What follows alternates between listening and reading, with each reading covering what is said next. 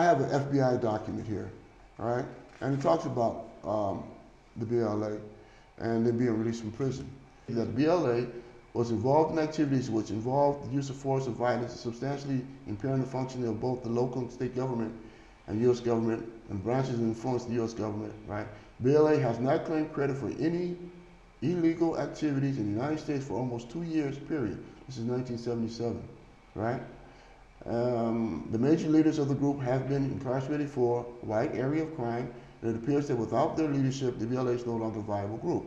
Recently, some prominent BLA members have been released from prison, but all indications lead to the conclusion that they are not returning to the former lifestyle of crime and or guerrilla warfare. Contact the New York City Police Department representatives has failed to determine any information regarding the resurgence of the BLA or activities in the New York City area.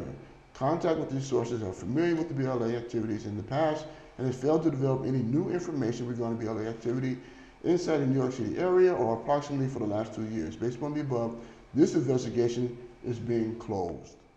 So it's mainly, This is 1977. yeah, So this indicates by their own investigation that the releasing of guys from prisons, they're not going back to criminal activities of any form, they're not engaging back into any type of guerrilla warfare, what they call guerrilla warfare. So there is actually no reason to not release them, okay?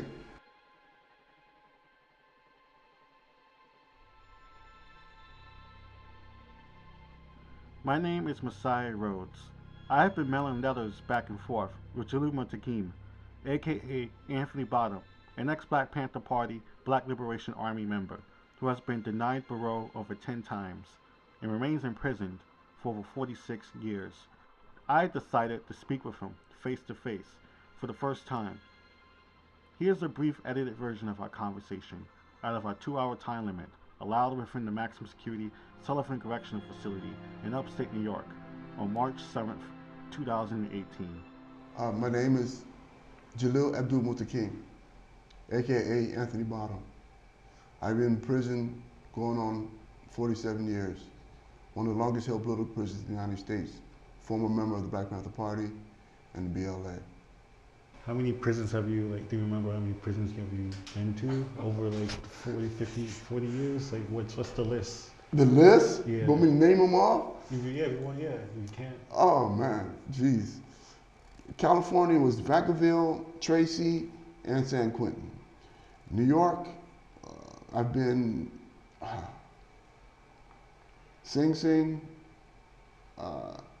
Clinton, Auburn, Attica, Comstock, Greenhaven, Shawangunk, did I say Auburn?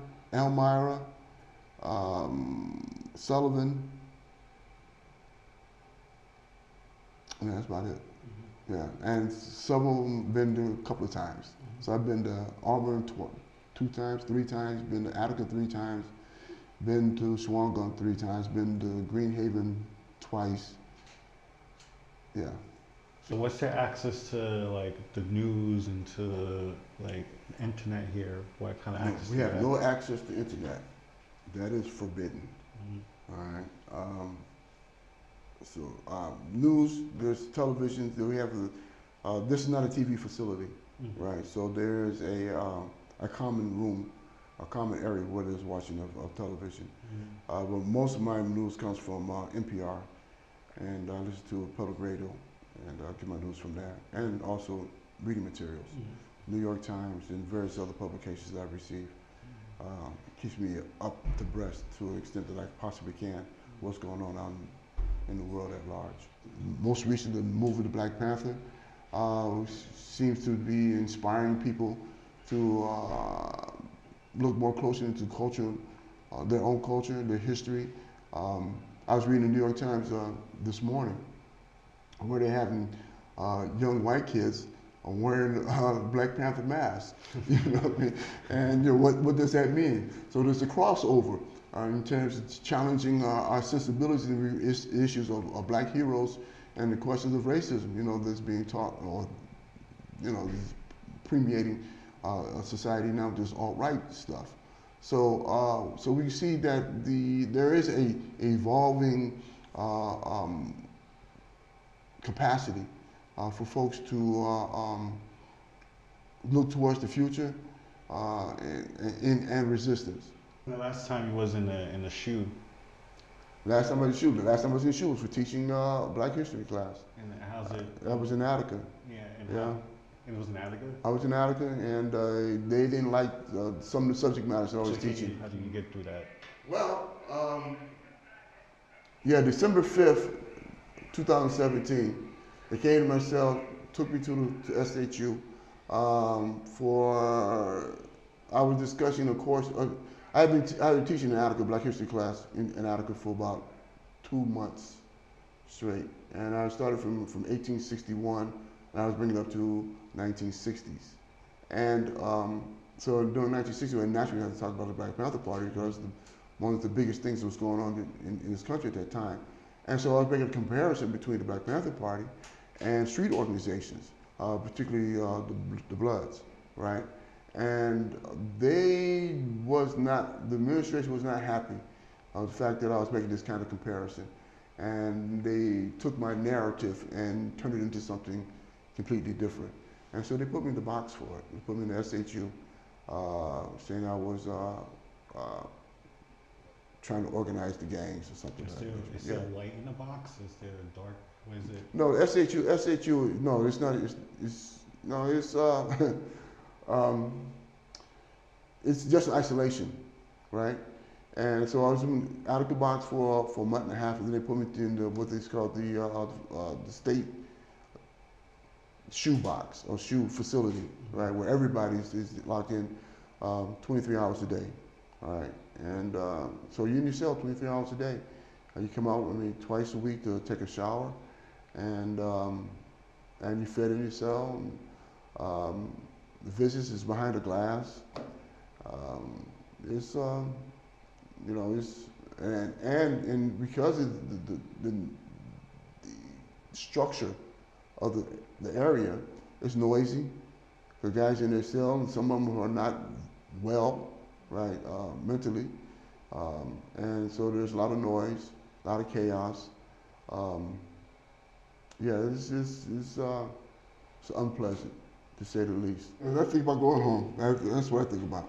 Thinking about going home and being with my kids, being with a loving woman, thinking about having opportunities to really put some of these dreams and ideas that I've have over the years, and manifest them, getting back to the community.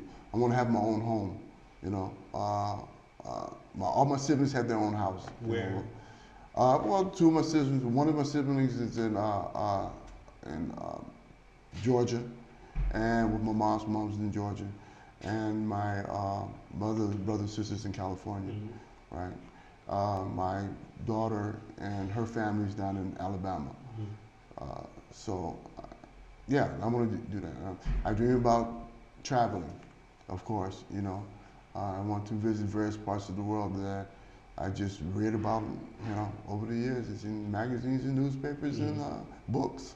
I want to see if what I read is true. You know what I mean? If these things really exist. So yeah. So those are some of the things, man. That naturally I want to be successful in other areas. Again, I'm like I said, I like to write. So my most recent book,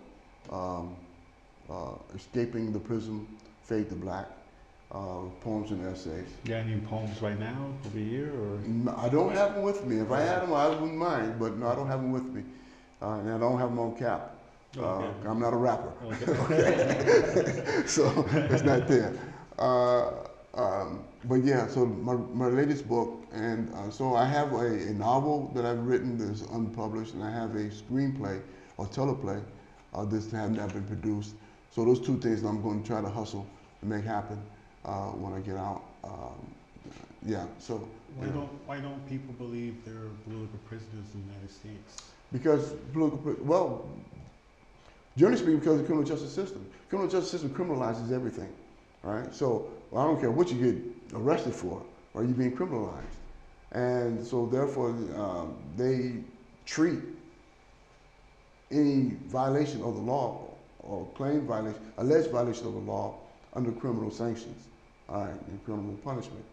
So on the basis of that alone, they do not give recognition to the existence of political prisons. It's ridiculous, you know, to consider that the only nation in the whole world, although the United States condemns everyone else for having political prisoners, claim that themselves do not have any. Fighting for my parole. There's a campaign to prevent us from being released from parole.